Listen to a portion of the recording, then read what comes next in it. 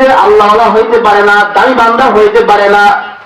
হিচে মরদে খুদবু খুদ মরদে না সুদ, হিচে মরদে খুদবু খুদ মরদে না সুদ, হিচে পীরে খুদবু খুদ পীরে না সুদ।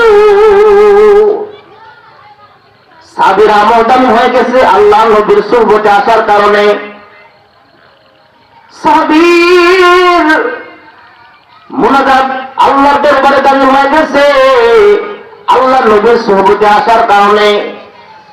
বলা হয়েছে একজন আপনার সাহাবীর দাম আল্লাহর দরবারে এত বেশি,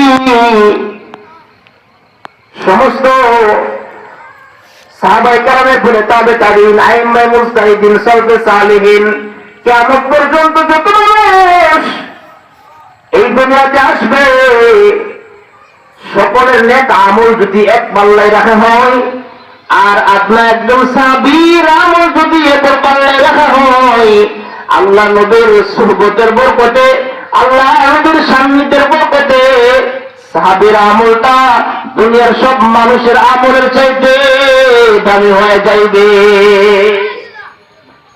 আপনার আমার আখলাক কেন দুরুস্ত হয় না? বদমেজাজ দিল থেকে কেন বের হয় না? আপনার আমার দিল থেকে কেন হিংসা, বিদ্বেষ, অহংকার, তাকাব্বুর, রিয়া, এই বোধগুণগুলি কেন আমাদের দিল থেকে বের হয় না?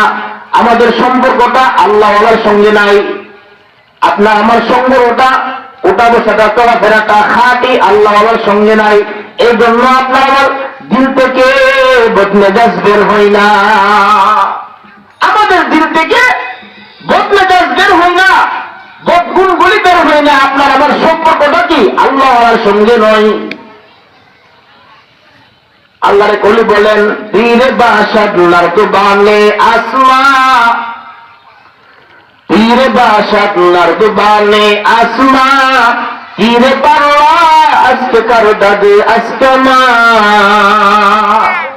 গর্নশিনা দি ফেরেশতা বাদিও, গর্নশিনা দি ফেরেশতা বাদিও, ওয়াহশত আমল ওয়া খিয়ানত ওয়ারিও।